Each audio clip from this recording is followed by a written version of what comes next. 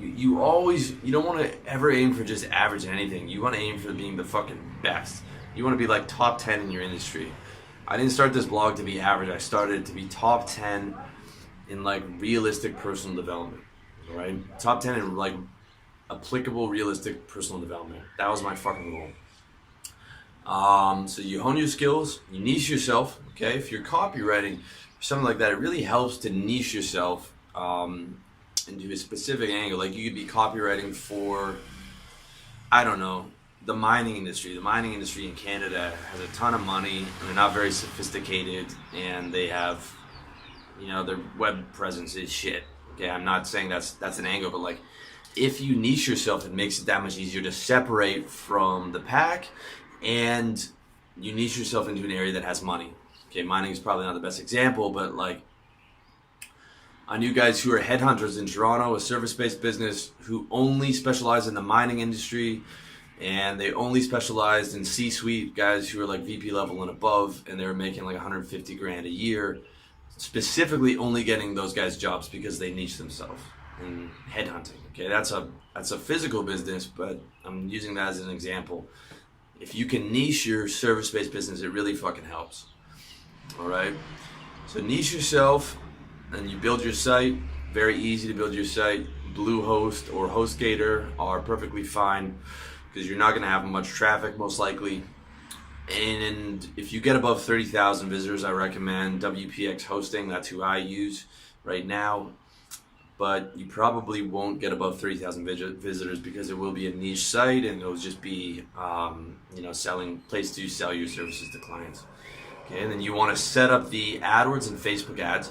It's a good idea to look into AdWords and Facebook ads before you even start your business to see what the cost is to compete and how much your marketing budget is going to be. You might not be able to afford anything at the start, and that's okay, but you want to get an idea of how much your inbound marketing budget is going to be. As you get more recurring revenue, you can spend more money on the Facebook ads and Google AdWords. But got to make sure you know the price point and you've got the right price point and you know what that costs before you even start, probably before you set up your site as well. Then the bulk of your clients are going to come from at first, unless you have a ton of money to advertise, is cold calling and cold emailing. All right, I'm old school. I was a phone salesman for a long time. There's still a ton of money in selling on the phone. However, for online businesses, it can be a bit trickier. A lot of people you're reaching out to might not have a contact number. So emails are the next best thing. Okay, I get it. It's 2017. You've got to use emails as well, especially based on the type of business. But 200 to 300 cold calls or cold emails a day, just fucking pounding them out.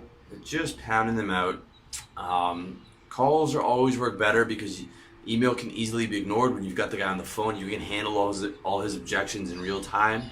Okay, if you're on a different time zone, you can call like out here. If you're in Thailand, you can call California and you can call businesses out there. I was talking about that with a few guys, but no one wants to do it. All those guys, most of them are making six figures and they're still just using like email and email marketing, But I'm saying like the cold calling is completely untapped for most of these online businesses, and there is fucking money in that. There is money in selling on the phone. But there's also money in selling through email.